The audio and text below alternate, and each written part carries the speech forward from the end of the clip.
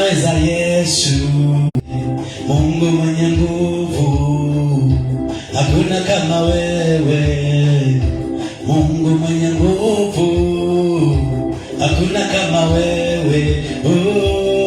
Unaweza Baba, hakuna kama wewe. Unaweza Baba, hakuna kama wewe. Mungu mwenye nguvu, hakuna kama wewe. Mungu mwenye nguvu, hakuna kama wewe. Unaweza Baba, hakuna kama wewe. Unaweza Baba, hakuna kama wewe. Mungu mwenye nguvu, hakuna kama wewe. Mungu mwenye nguvu, hakuna kama wewe. Father, we thank you tonight. I give you praise and the Lord, I give you honor.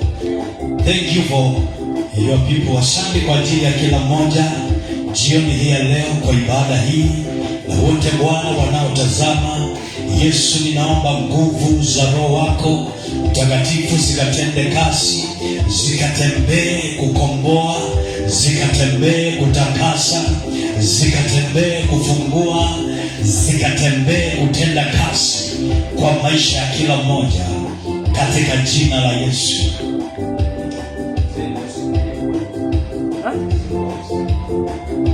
Yes Lord. Basi usiku wa leo katika jina la Yesu Kristo, utakomwamini Mungu. Yeye ni Mungu aliyejawa na uwezo na nguvu. Nataka niongee kuhusu upako unaofanya mtu kuwa mashuhuri.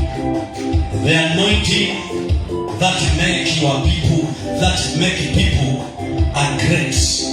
Upako unaoweza kukufanya a great person. Upako unaoweza kukufanya mtu mkubwa. We need the anointing. We need the anointing of God. Tunahitaji upako wa Mungu ili maisha yetu tuweze kukombolewa. We need the anointing. We need the anointing of God. Tunahitaji upako wa Mungu. Upako wa Mungu uliyebeba uwezo. Upako wa Mungu.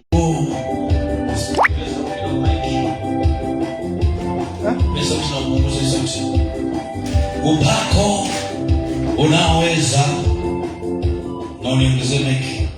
Upako unaoweza kukufanya uwe mkuu. The anointing that can make you a great person. Upako unaoweza kukufanya mtu mkuu. Punguza chini maiki. Upako unaoweza kukufanya mtu mkubwa. The anointing that can make you a great person. Upako unaoweza kukufanya mtu mkubwa sana. We need the anointing of God. Hatuhitaji kujulikana sana na watu. Hatuhitaji watu wasimame nasi sana. Hatuhitaji watu watusaidie. Tunahitaji upako wa Mungu ili tuweze kusaidika. Upako unaoweza kutusaidia. Upako wa Mungu unaweza kukusaidia katika maisha yako ukaitwa mtu, katika maisha yako ukaitwa maarufu. Upako wa Mungu unaoweza kukusaidia ukaitwa mtu wa maana. Sema amen. Upako wa Mungu unaoweza kukusaidia maisha yako ikabadilika. Tafuta upako wa Mungu, maisha yako yabadilike. Hauhitaji mtu ili akusaidie kujulikana. Hauhitaji mtu ili akusaidie kuinuka. Unahitaji upako wa Mungu ili uweze kuinuka, ili uweze kufikia ndoto zako, ili uweze kufikia malengo yako, ili uweze kufikia mipango yako kutimia. Maandiko yanasema kitabu cha Psalms, 1 Samuel 1 Samuel 17 and verse 12.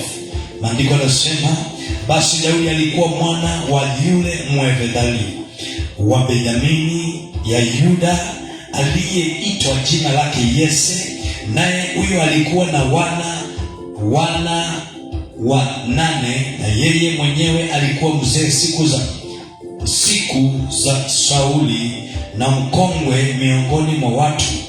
Nao wale wana watatu wa Yese walikuwa wakubwa, walikuwa wamefuatana na Sauli kwenda vitani, na mji na majina yao wanawe watatu walio kwenda vitani ni haya: mzaliwa wa kwanza Eliobu, na wa pili wake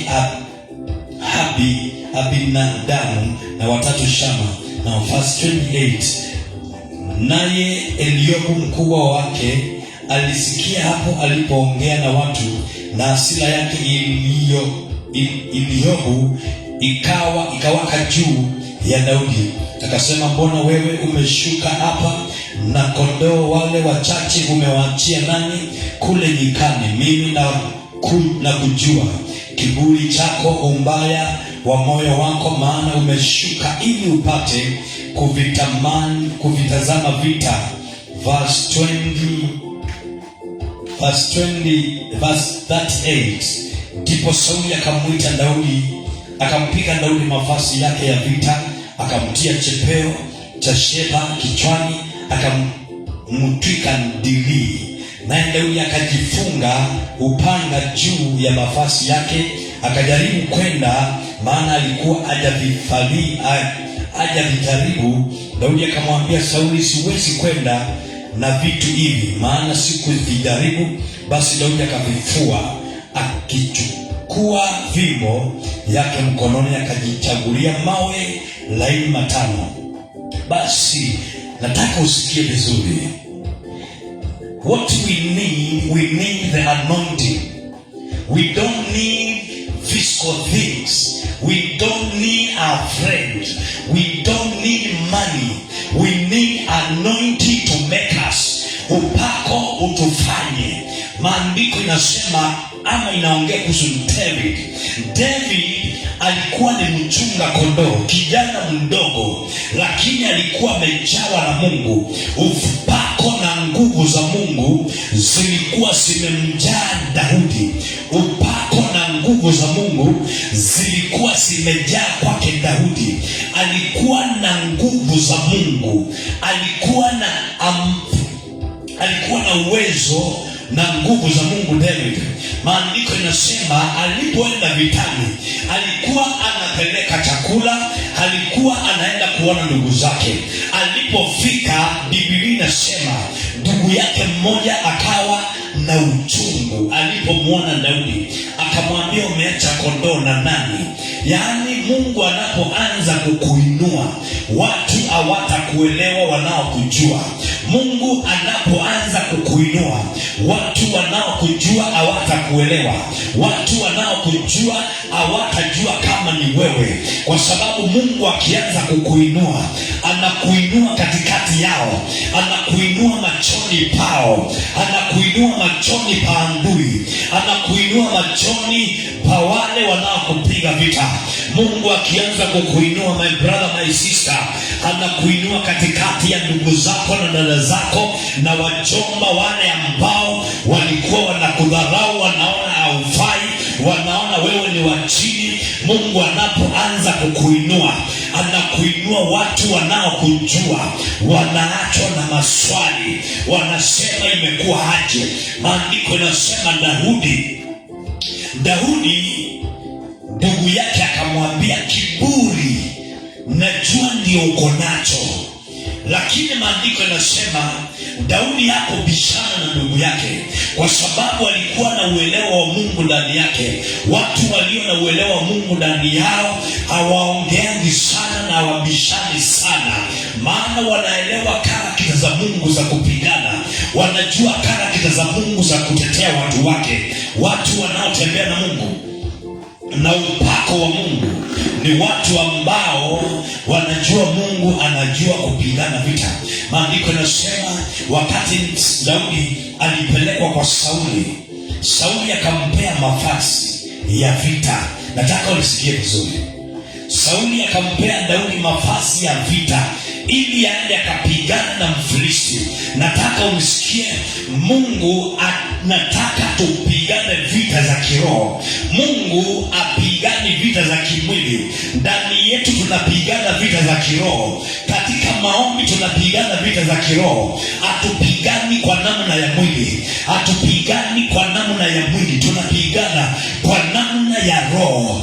Daudi akapewa mavazi ya kimwili, akapewa mavazi ya kimwili afadhili, na Mungu hakuwa amtumie kwa sababu amevaa mavazi ya kutisha.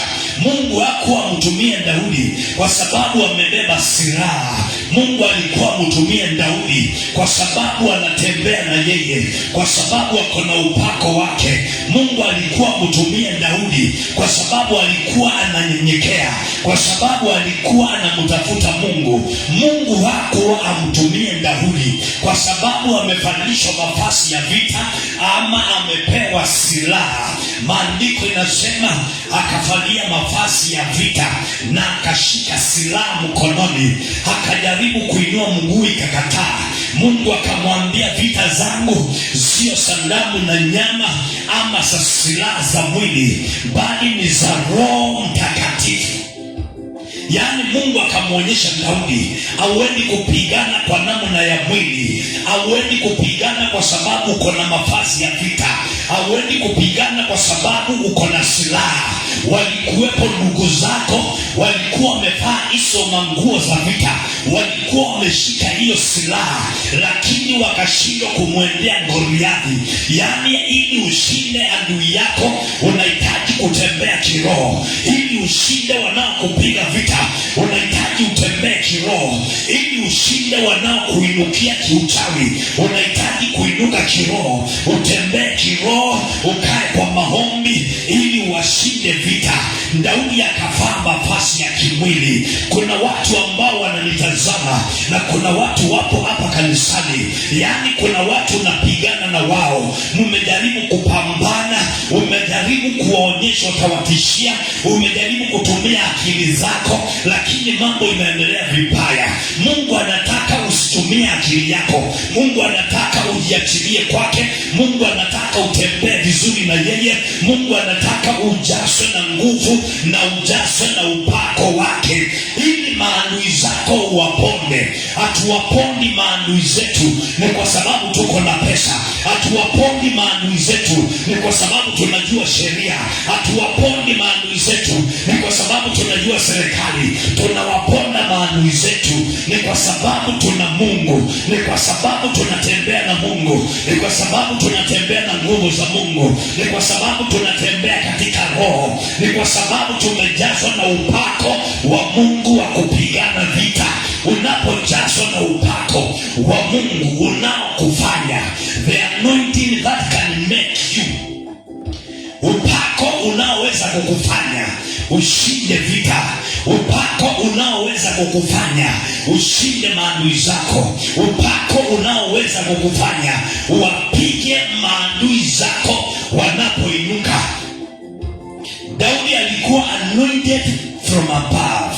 Mungu alimpaka mafuta Daudi kule msituni akichunga kondoo, akanyenyekea kwa Mungu, akakaa kwa Mungu, akatembea na Mungu, akajazwa na nguvu za Mungu, akajazwa na upako wa Mungu. Ni vyema Mungu akuandae, ni vyema Mungu akuandae na akutengeneze, akufanye tayari kupigana vita. Maandiko yanasema zile silaha Sauli alimpea Daudi, alitembea nazo akashindwa.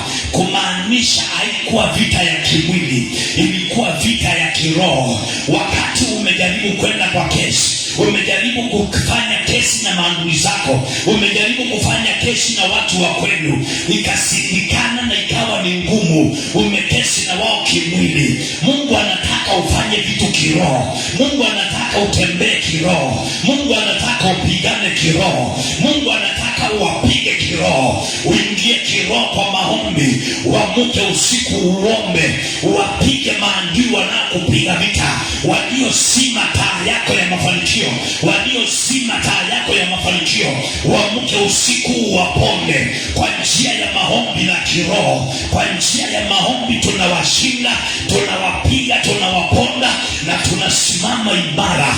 Utawashinda maadui zako kama utaomba, utawashinda katika jina la Yesu. Baba, usiku huu leo ninaomba ni kwa ajili ya mtu anayenitazama, ni kwa ajili ya mtu hapa kanisani, Bwana, aliye mgonjwa, aliye na shida yoyote, aliye na tatizo lolote. Kwako Mungu hakuna neno ngumu lisilowezekana. Hakuna neno lililomshinda mwanadamu. Kwako Mungu lisilowezekana.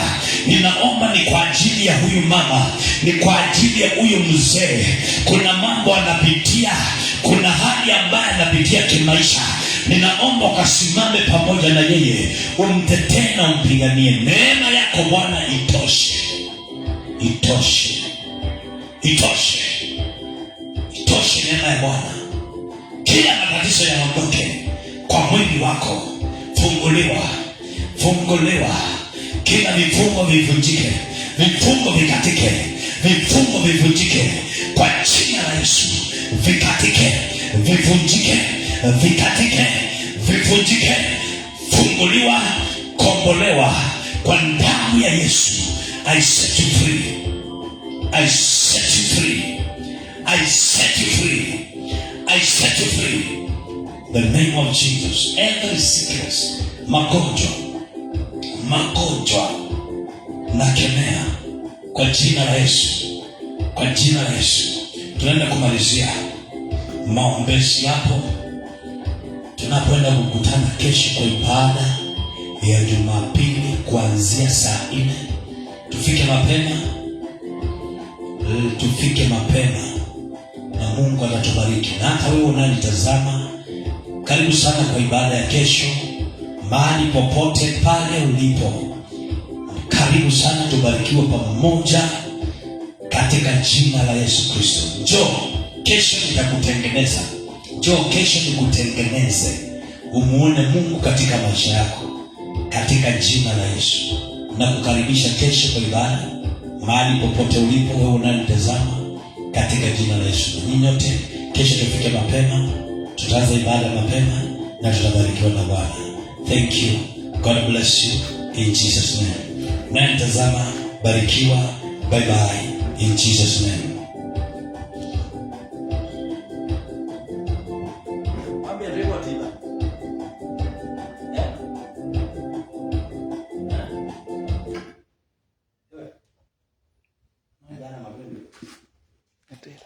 Ela